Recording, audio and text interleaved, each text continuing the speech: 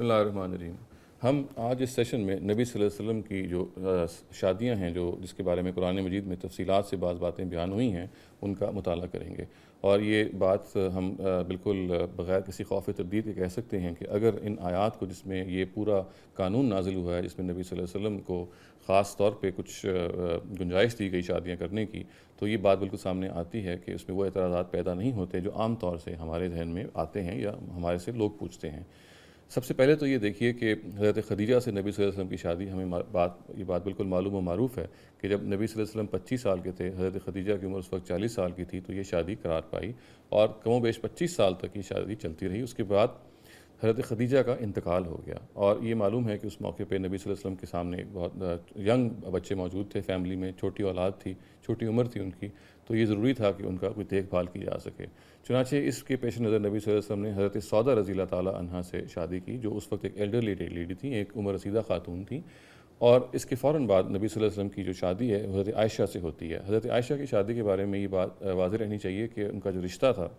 وہ تو مکہ ہی میں ظاہر طے پا گیا تھا، تاہم رخصتی کا معاملہ مدینے میں جا کے چند سال کے بعد ہوا۔ حضرت عائشہ کی شادی کے بارے میں جو بنیادی سوال پیدا کیا جاتا ہے وہ ان کی عمر کا ہے، اور یہ کہا جاتا ہے کہ 8-9 سال کی بچی تھیں وہ جب ان کی رخصتی ہوئی۔ اس دور میں جو تحقیق ہوئی ہے اس پورے مسئلے پہ، تو یہ بات بالکل ہم صفائی سے کہہ سکتے ہیں اور بالکل خم ٹھونک کے کہہ سکتے ہیں کہ حضرت عائشہ کی عمر ان کی رخصتی کے موقع پہ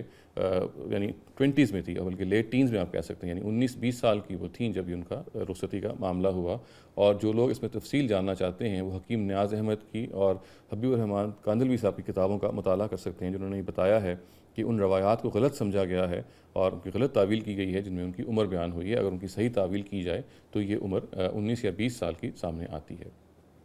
اس کے بعد یہ دیکھیے کہ ہمیں یہ معلوم ہے کہ مدینے میں بدر اور احد جیسے مارکے ہوئے، وہ جنگیں ہوئیں جس کے اندر بہت سارے مسلمان شہید ہوئے، اور اس کے نتیجے میں بہت ساری مسلمان خواتین بیوہ ہو گئیں۔ قرآن مجید نے تعدد ازواج کا، یعنی ایک سے زیادہ شادیوں کا جو رواج اس زمانے میں عرب میں موجود تھا، اس کو سامنے رکھتے ہوئے ایک اپیل کی اور مسلمانوں سے یہ کہا کہ وہ آگے آئیں اور آگے بڑھیں اور ان مسلمان خواتین کو اس طرح سے سہارا دیں کہ ان سے شادی کر لیں۔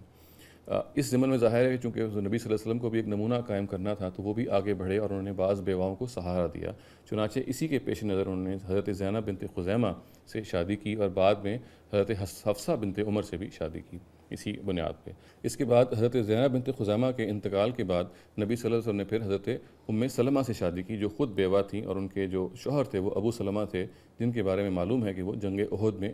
شہید ہوئے۔ ہم یہ جان سکتے ہیں کہ اس موقع پہ نبی صلی اللہ علیہ وسلم کی پھر 4 ازواج تھیں، 4 بیویاں تھیں، ایک حضرت سودہ رضی اللہ تعالیٰ عنہا، حضرت عائشہ رضی اللہ تعالیٰ عنہا، حضرت ام سلمہ رضی اللہ تعالیٰ عنہا، اور حضرت حفصہ بنت عمر رضی اللہ تعالیٰ عنہا۔ اس کے بعد ہم جب آگے بڑھتے ہیں تو اگلی شادی نبی صلی اللہ علیہ وسلم کی جو ہوئی ہے وہ زینب بنت جہش سے ہوئی ہے۔ اس کا کچھ پس منظر ہے جو جان لینا چاہیے۔ ہمیں یہ معلوم ہے کہ اس زمانے کی جو عرب سوسائٹی تھی اس میں غلامی بالکل پارٹ اینڈ پارسل تھی۔ غلامی جو تھی وہ معاشرے کا ایک بہت ناگزیر حصہ تھی۔ چنانچہ اسلام نے ایک تدریج کے ساتھ اس غلامی کو ختم کرنے کی کوشش کی، کیونکہ اگر وہ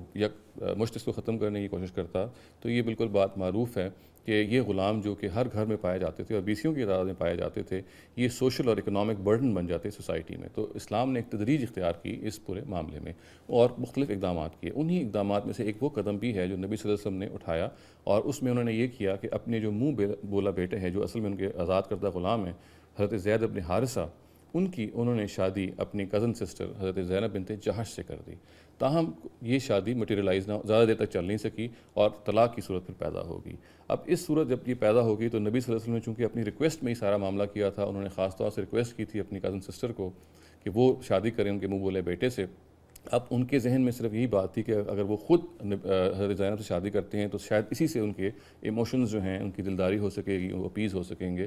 اور یہ بات خود اللہ تعالیٰ نے پھر آگے بڑھ کے نبی صلی اللہ علیہ وسلم کو فرمائی اور کہا کہ آپ حضرت زینب کی دلداری کے لیے بھی، اور اس زمانے میں جو ایک منہ بولے بیٹے کے ضمن میں ایک رسم پائی جاتی تھی اس کی اصلاح کے لیے بھی پھر حضرت زینب بنت جہش سے شادی کریں۔ اور وہ رسم یہ تھی کہ اس زمانے میں عرب میں جو متبنہ تھے، یعنی جو منہ بولے بیٹے تھے، ان کو برابر کا سٹیٹس دیا جاتا تھا اپنے صلبی یعنی ریئل بیٹے سے، اور اس کے نتیجے میں منہ بولے بیٹے کی بیوی، خواہ وہ مطلقہ ہو خواہ وہ بیوہ ہو، اس سے شادی پھر ممنوع قرار پاتی تھی۔ چونکہ یہ ضروری تھا کہ اس رسم کی اصلاح کی جاتی، تو پھر اس کو بھی پیش نظر رکھ کے نبی صلی اللہ علیہ وسلم کو حکم دیا گیا کہ وہ حضرت زینب بنت جہش سے شادی کریں۔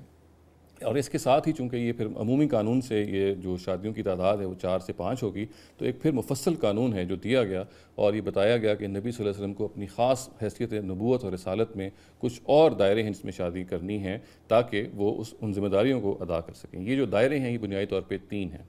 اس میں سب سے پہلا دائرہ تو یہ ہے کہ وہ آزاد خواتین جو کہ کسی جنگ میں کیپچر ہوئی ہیں ان کو ان کی عزت افزائی کے لیے ان سے شادی کر سکتے ہیں۔ چنانچہ اسی کے پیش نظر نبی صلی اللہ علیہ وسلم نے حضرت صفیہ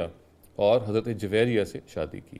اس کے بعد وہ کیٹیگری ہے جس میں کوئی خاتون اگر اپنے آپ کو نبی صلی اللہ علیہ وسلم کے پاس ہبہ کر دے، ان کو یعنی ایک لحاظ سے اپنے آپ کو ان سے ایسوسیٹ کرنا چاہے اور بغیر کسی حقوق کے، تو اس کی بھی اجازت دی گئی، اور اسی کے پھر پیش نظر نبی صلی اللہ علیہ وسلم نے حضرت میمونہ سے شادی کی۔ اور اس کے بعد پھر ایک وہ کیٹیگری ہے کہ جس میں وہ خاندانی خواتین جنہوں نے نبی صلی اللہ علیہ وسلم کے ساتھ ہجرت کی اور اپنے گھر بار کو چھوڑا اور مدینے آپ کے ساتھ آئیں، ان کی دلداری کے لیے نبی صلی اللہ علیہ وسلم نے ان بعض خواتین سے شادی کی، اور ان میں سے جو ظاہر ہمارے سامنے جو خاتون ہیں جو اس کیٹیگری میں جن سے نبی صلی اللہ علیہ وسلم نے شادی کی وہ حضرت ام حبیبہ ہیں، جو کہ نبی صلی اللہ علیہ وسلم کے اپنے چچا ابو سفیان کی صاحبزادی ہیں، اور ان سے شادی اسی کے تحت کی گئی۔ اور یہ ہم جان سکتے ہیں کہ ان شادیوں میں جو ہمارے سامنے آئی ہیں یہ ساری کی ساری ان میں سے شروع کی شادیاں تو ظاہر ہے وہ ہیں کہ جو بالکل فطری مقاصد کے تحت ہوئی ہیں، اور اس میں پھر بعض شادیاں وہ ہیں جو بعض رسومات کی اصلاح کے لیے ہوئی ہیں، جیسے کہ ہمیں معلوم ہے کہ جو حضرت زینب بنت جہش سے شادی ہے وہ ایک رسم کی اصلاح کے لیے بنیادی طور پہ کی گئی۔ پھر بعض وہ شادیاں ہیں کہ جو اس زمانے میں بیوائیں جنگوں میں جو مسلمان شہید ہوئے تھے اور پھر بہت ساری بیوائیں جو تھیں وہ معاشرے میں موجود تھیں ان کو سہارا دینے کے لیے کی گئیں۔ چنانچہ حضرت ام سلمہ، حضرت حفصہ بنت عمر، حضرت زینب بنت خزیمہ وہ خواتین ہیں جن سے شادی نبی صلی اللہ علیہ وسلم نے صرف اس اصول پہ کی کہ بیواؤں کو سہارا دیا جائے۔ اور آخر میں ہم نے دیکھا کہ وہ شادیاں جو بنیادی طور پہ یعنی جو اس قانون مفصل قانون کے تحت کی گئیں جس میں حضرت جویریہ، حضرت صفیہ اور حضرت ام حبیبہ شامل ہیں، تو یہ اصل میں اس زمانے کی جو عرب سوسائٹی ہے ان کے جو بڑے بڑے لیڈرز تھے ان کی بیٹیاں ہیں، ان کی صاحبزادیاں ہیں، ان سے شادی کرنے کے نتیجے، اور ظاہر ہے کہ یہ بات اس میں بالکل مقدر ہے کہ ان کی اپنی رضامندی سے ہی شادیاں کی گئیں۔ ان کے ساتھ شادی کرنے کے نتیجے میں عربوں کی جو ایک دشمنی تھی خاص طور سے ان قبیلوں کے سرداروں کی وہ بالکل ٹوٹ گئی، اس کی کمر ٹوٹ گئی، کیونکہ عربوں کے ہاں بہرحال بہت برائی ہو سکتی ہے بعض سفیز میں، مگر ان کے ہاں یہ خاندان کی تکریم بہت بڑا فیکٹر تھی۔ چنانچہ جب نبی صلی اللہ علیہ وسلم نے ان 3 خاندانوں میں دامادی کا تعلق اختیار کیا تو اس کے نتیجے میں ان تینوں خاندانوں میں جو اسلام کے اصلاً بہت بڑے دشمن تھے وہ ان کی دشمنی ختم ہو گئی۔ چنانچہ ہم خلاصتاً یہ کہہ سکتے ہیں کہ نبی صلی اللہ علیہ وسلم کی جو یہ شادیاں ہیں اگر ان کو صحیح پس منظر میں سمجھا جائے تو ان پہ وہ اعتراض وارد نہیں ہوتے، اور شاید ساتھ یہ بھی ہمیں سمجھ لینا چاہیے کہ اس میں بعض پابندیاں بھی ہیں جو نبی صلی اللہ علیہ وسلم پہ لگائی گئیں۔ ان میں ایک پابندی تو یہ ہے کہ وہ اس دائرے کے باہر شادی نہیں کر سکتے اور اپنی ان میں سے کسی بھی بیوی سے کو وہ طلاق نہیں دے سکتے۔ اور مزید ایک بات جو جان لینی چاہیے ان آیتوں سے جو بیان ہوئی ہے وہ یہ ہے کہ نبی صلی اللہ علیہ وسلم کو ان خواتین سے جو شادی ہے، چونکہ اس میں بنیادی مقصد یہ ہے کہ ان کو نبوت اور رسالت کی بعض ذمہ داریاں ہیں وہ پوری کرنی ہیں، چنانچہ ان کو یہ اس کی چھوٹ دے دی گئی کہ اگر وہ ان خواتین سے اگر وہ برابری کا سلوک نہیں کرتے یعنی عدل کا سلوک نہیں کرتے تو وہ بھی روا رکھا جائے، وہ بھی ان کو اس کی اجازت دی جائے گی۔ تاہم یہ ہمیں معلوم ہے تاریخ سے کہ نبی صلی اللہ علیہ وسلم نے ان خواتین سے بھی وہ برابری کا سلوک ہی رکھا اور